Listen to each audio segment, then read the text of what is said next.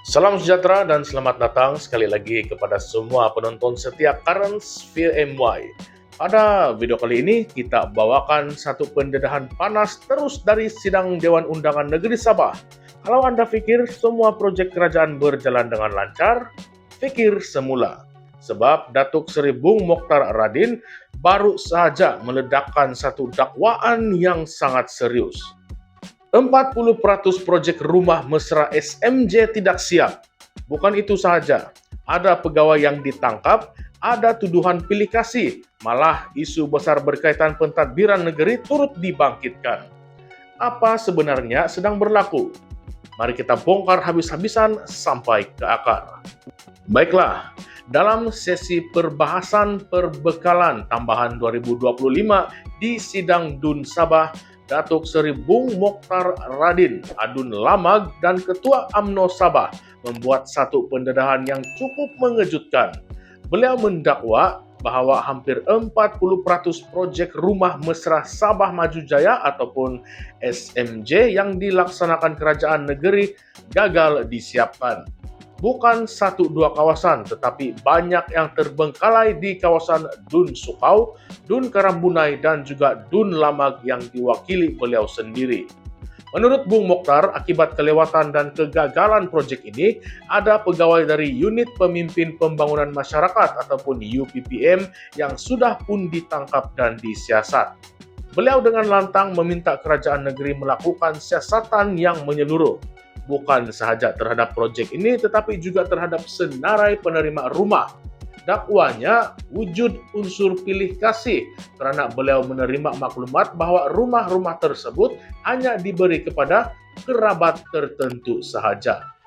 Katanya, kita mahu tahu juga siapa penerimanya kerana saya dapat maklumat hanya kerabat sahaja yang dapat. Jadi ini sesuatu yang tidak baik. Jelas sekali, Bung Mokhtar bukan saja mempertikaikan pelaksanaan, tetapi juga ketelusan dan integriti pentadbiran proyek perumahan rakyat itu. Kalau kita imbas kembali, rumah mesra SMJ ini merupakan antara proyek utama di bawah Pelan Pembangunan Sabah Maju Jaya yang diumumkan oleh Ketua Menteri Datuk Seri Haji Jinor. Ia bertujuan menyediakan rumah mampu milik untuk golongan berpendapatan rendah. Namun, jika benar 40% proyek gagal disiapkan, persoalannya, kemana perginya peruntukan yang telah diluluskan? Bung Mokhtar juga mempersoalkan secara terus. Kalau rumah tidak siap, duit bagaimana? Mana perginya uang peruntukan? Itu bukan saja satu dakwaan, tetapi satu tuduhan yang sangat serius terhadap kecekapan keuangan dan integriti pentadbiran negeri. Beliau turut mengkritik pendekatan kerajaan negeri yang terlalu bergantung kepada pihak swasta untuk membina rumah mampu milik. Katanya, jika diserahkan kepada pemaju swasta, rakyat hanya mampu melihat kerana harga rumah boleh mencecah Rp400.000 hinggalah ke Rp500.000. Maka, katanya lagi, kerajaan negeri harus ada pelan tersendiri dan tidak menyerahkan nasib rakyat kepada pasaran semata-mata. Dan panasnya tidak berhenti di situ. Bung Mokhtar kemudian membangkitkan satu lagi isu yang cukup hangat, yaitu tentang penyambungan khidmat setiausaha kerajaan negeri ataupun SKN Datuk Seri Safar Untung. Beliau mempersoalkan kenapa jawatan itu terus disambung dan tidak diberi peluang kepada pegawai lain yang berkelayakan. Dengan nada sinis, Bung berkata, adakah beliau lebih hebat daripada Bill Gates?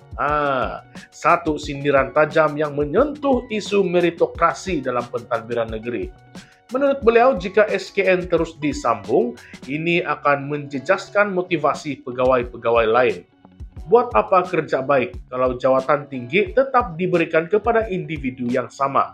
Nah, akhir sekali, Bung Mokhtar mengakhiri perbahasannya dengan menyentuh isu pilihan raya negeri ke-17.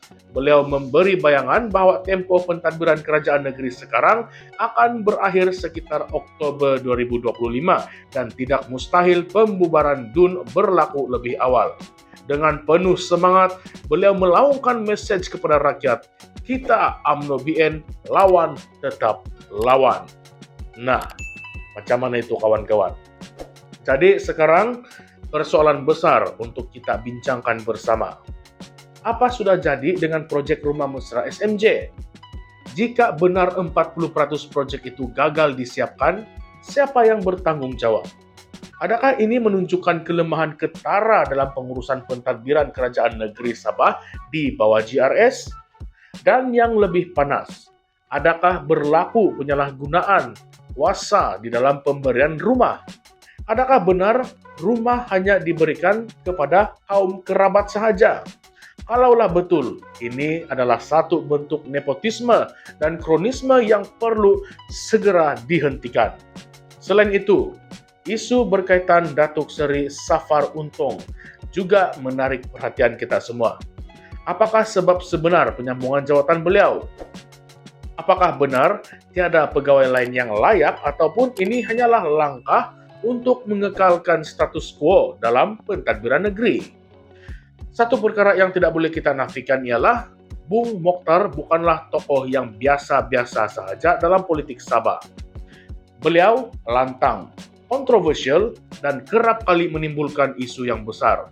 Tetapi, adakah semua dakwaannya berasas ataupun sekadar mainan politik menjelang PRN 17? Dan jangan lupa juga, ini bukan kali pertama proyek kerajaan negeri dikaitkan dengan masalah pelaksanaan. Pada tahun 2023, proyek jalan luar bandar di Sabah juga dikritik kerana pelaksanaan perlahan dan kualiti kerja yang meragukan. Sumber Audit Negara 2023. Jadi apakah isu kali ini hanyalah kesinambungan masalah lama yang tidak pernah diselesaikan? Nah, oleh itu, macam biasa, apakah pendapat Anda semua? Adakah ini petanda kelemahan pentadbiran Sabah Maju Jaya yang selama ini digembar-gemburkan? Ataupun adakah ini sekadar permainan politik Bung Mokhtar menjelang pilihan raya negeri? Jangan lupa untuk tinggalkan komen Anda semua di ruangan komen di bawah, sebab kami di sini ingin tahu, adakah Anda percaya Rumah Mesra SMJ ini benar-benar mesra rakyat ataupun mesra kerabat semata-mata? Dan patutkah jawatan setiausaha kerajaan negeri diberikan kepada orang baru? Mari kita bincang habis-habisan. Baiklah, sahabat-sahabat semua, kalau Anda suka pendedahan sebegini, jangan lupa untuk tekan like, share, dan subscribe ke channel ini Currents VMY. Tekan juga lonceng supaya Anda tidak terlepas konten politik terkini dan paling panas dari Sabah dan juga seluruh negara. Kita jumpa lagi di dalam episode yang seterusnya di mana kebenaran dibongkar tanpa selindung. Salam sejahtera, salam perjuangan, salam reformasi. Sekian sahaja semua. Jumpa lagi. Terima kasih.